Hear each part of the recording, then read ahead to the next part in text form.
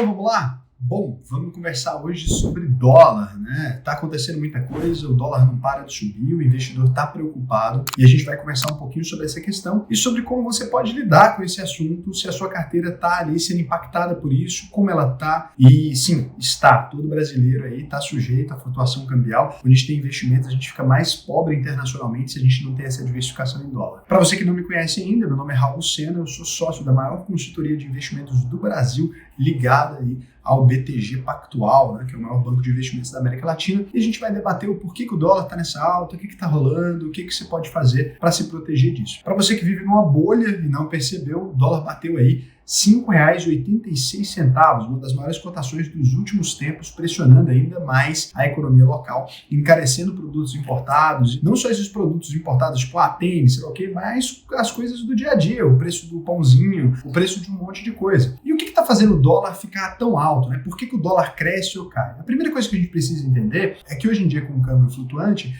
o que a gente tem é uma relação entre os países em que um influencia diretamente o outro. Então, se vários americanos começam a investir aqui, eles estão pegando o dólar deles e convertendo em reais, e que vai fazer o real se fortalecer perante a moeda americana. A mesma coisa também é verdadeira se os brasileiros começam a investir lá fora e colocar dinheiro lá fora, as indústrias, etc. Então isso é um dos fatores, um dos muitos fatores que exerce essa pressão, né? E o que a gente teve lá nos Estados Unidos? A gente tem uma taxa de juros americana que está extremamente alta. Então a gente tem vários brasileiros, investidores do mundo inteiro, procurando os Estados Unidos para investir. E com isso, né, a gente tem as moedas todas se enfraquecendo em relação ao dólar americano. Porque se os Estados Unidos estão pagando uma taxa de juros alta, você pode colocar o seu dinheiro lá e ganhar dinheiro sem fazer nada. Por que você deixaria o seu dinheiro em um país emergente, um país mais perigoso? Eu não faria assim, será que não? Então pense o seguinte, quando você imagina, né, investir em um país seguro, você pensa Estados Unidos, Alemanha, Inglaterra, França, ou você pensa África do Sul, Nigéria, Grécia, ou você pensa em outros lugares? Talvez, né, muito provavelmente, você, assim como todo o resto da humanidade, você vai pensar muito mais nesses países mais sólidos, Japão, tarará. E isso significa que os países em desenvolvimento, eles têm um receio maior do mercado. Você também faz parte do mercado, né? Então, quando você, investidor, evita investir nesses lugares, significa também que você está privilegiando outras moedas em relação à nossa. E várias pessoas encaram o Brasil como um país extremamente exótico. A nossa nota de risco de crédito, já expliquei isso aqui no vídeo do risco de crédito quando melhorou, a nossa nota em risco de crédito é similar a países que você não imaginaria no dia a dia, né? Você pensa que o Brasil é um país que não é exótico, mas quando você vai comparar o Brasil com outros países, a gente acaba sendo considerado um desses países exóticos para se investir, um dos países arriscados. E aí, para completar esse suco, né, a gente tem algumas incertezas com relação à economia brasileira. Incerteza é tudo aquilo que coloca dúvida na cabeça do investidor. Então, assim,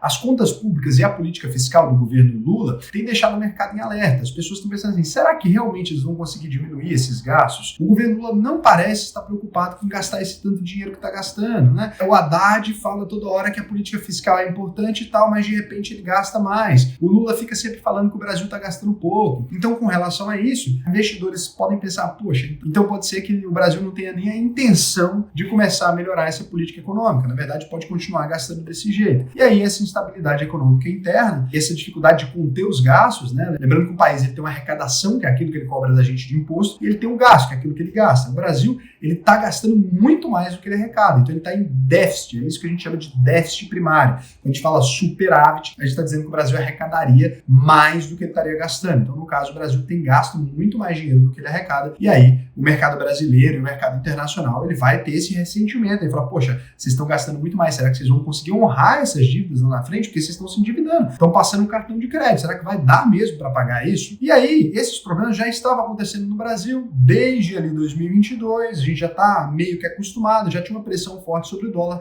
A gente está em ano de eleição lá nos Estados Unidos. Essa proximidade da eleição gera muita volatilidade dos mercados financeiros, isso historicamente, especialmente aí com essa incerteza sobre qual rumo econômico o próximo governo vai seguir. Não sei se eu vou de cá, não sei se eu vou de lá. A gente tem incertezas, o Trump que vai ganhar, é a Kamala, o que cada um vai fazer, o que cada um está falando. Então, os investidores, eles buscam ali correr para países mais seguros e evitam esses países que estão aí no sul global, como a gente poderia chamar, né? O Brasil aqui, a Rússia, o México, esses países todos, eles são países que são considerados mais arriscados. Aí o investidor fica, entre colocar meu dinheiro em países menos seguros aqui, como o Brasil, como o México, etc., eu prefiro me encaminhar para a União Europeia, eu prefiro me encaminhar para um Japão, eu prefiro me encaminhar em países que eu tenho um pouquinho mais de certeza quanto ao que vai acontecer, em países que eu consigo compreender melhor essa dinâmica, né? Então essa busca pela segurança afeta muito o Brasil. E aí a gente também tem a política monetária do Federal Reserve, do Fed. A expectativa de novos ajustes nas taxas de juros lá dos Estados Unidos também vão pesar na valorização do dólar. Então o que acontece? Os Estados Unidos ali, o Brasil também, ele tem uma taxa básica de juros aqui, que é essa taxa que é o mínimo de rentabilidade que o investidor poderia esperar. Do ponto de vista do investidor, né? Quando a gente fala de pagar investimento, significa que a população de modo geral está pagando mais caro nos empréstimos. Essa taxa de juros, ela ajuda a controlar a inflação. Por quê? Porque se as pessoas têm esse acesso a crédito mais facilitado, eles compram mais, o que aumenta a demanda. Você já aprendeu sobre a regra de oferta e demanda, já expliquei aqui algumas vezes também. Então aumenta a procura por determinados produtos. Então a taxa de juros mais baixa aumenta a demanda por todos os produtos. Mais crédito significa que você vai comprar carro, você vai comprar casa, você vai comprar mais comida, você vai comprar mais tudo, porque está mais barato se financiar e o crédito fica mais abundante. Quando a gente aumenta a taxa de juros, diminui a oferta de crédito no mercado, não é isso? Então eu vou pagar mais juros e aí o banco está menos disposto a emprestar dinheiro, as coisas ficam mais caras, a gente tem uma demanda menor e a inflação reduz. É esse o principal mecanismo de controle da taxa de juros no Brasil e nos Estados Unidos também. A taxa de juros americana, ela está subindo. Então, se do ponto de vista do consumo fica mais difícil para o consumidor, do ponto de vista do investidor, a gente coloca o dinheiro ali e ele fica rendendo sem a gente fazer nada. Quando a taxa Selic estava em 2%, por exemplo,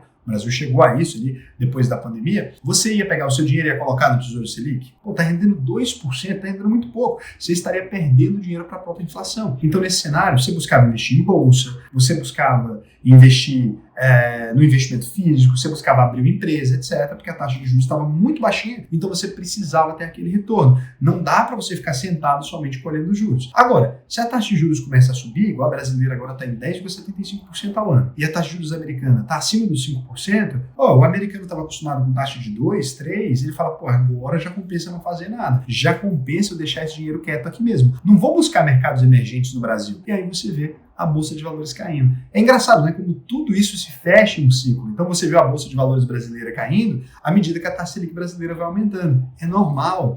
Você viu os fundos imobiliários que dão renda ali, etc. Tudo aquilo começa a cair no momento em que a nossa taxa de juros começa a pagar prêmios muito interessantes. Então não seria simplesmente a gente cortar essa taxa de juros para 1 para a gente estimular a economia? Então você até pode fazer isso, só que a inflação vai estourar também. Então você precisa de um comprometimento de todas as áreas. Você precisa do governo gastando menos para a gente poder fazer isso, você precisa de um compromisso maior do governo com a política fiscal para que a gente possa baixar essa taxa de juros. No ambiente, por exemplo, do Brasil, onde o governo não está cooperando com isso, está gastando muito mais, se a gente não elevar a taxa de juros, a gente pode ter um cenário de hiperinflação, que é o que a gente viu no Brasil lá dos anos 80, 90, quem aí já tem acima dos 30 anos vai se lembrar disso. Então você se lembra lá que a gente teve cenário de hiperinflação, né?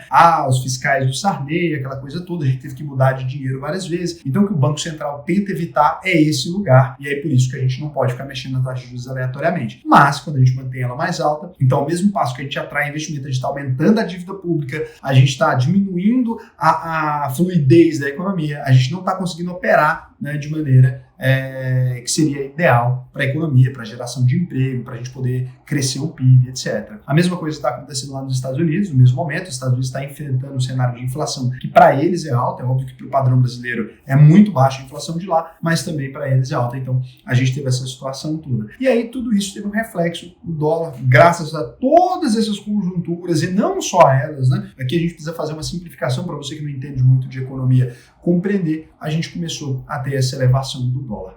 Mas o Banco Central não poderia ali fazer um leilão de dólar, etc. Gente, tudo isso precisa ser pensado dentro da política econômica do país. Então o Brasil precisa, no momento, acertar os ponteiros, diminuir esse gasto exagerado. A gente vai ter agora uma troca no comando do Banco Central, né? O Galípolo vai entrar no lugar do Roberto Campos Neto, e a gente precisa organizar essas coisas. Não basta apenas ter crescimento do PIB, não basta apenas ter desemprego baixo, se a gente conseguiu, a gente precisa também que a inflação não seja uma coisa que venha nos assustar, para a gente não ficar parecido com os nossos vizinhos aqui, não, Argentina ou Venezuela, não que a gente esteja nem próximo desse cenário, quem fala isso também está exagerando, tá? Então, assim, a gente não está próximo, a gente precisa tomar cautela, tomar cuidado com essas coisas todas. Dito isso, né, o que faz mais sentido? Quando você ouve falar essa conjuntura toda, muitas pessoas vão tentar te convencer que o cenário ideal é falar, poxa, nunca mais vou investir no Brasil, arranco o dinheiro todo, sai embora e tarará. Olha, o Brasil tem empresas sólidas, tem empresas interessantíssimas, uma indústria legal, a agroindústria muito forte, indústria petroleira, metais, né? A gente tem uma economia sólida, a gente tem uma economia forte, com empresas de diferentes setores, não só de commodities, mas até do setor de tecnologia, do setor de indústria. A gente tem coisas interessantes, você consegue diversificar aqui no Brasil, você consegue acessar também os mercados externos. O importante para você como investidor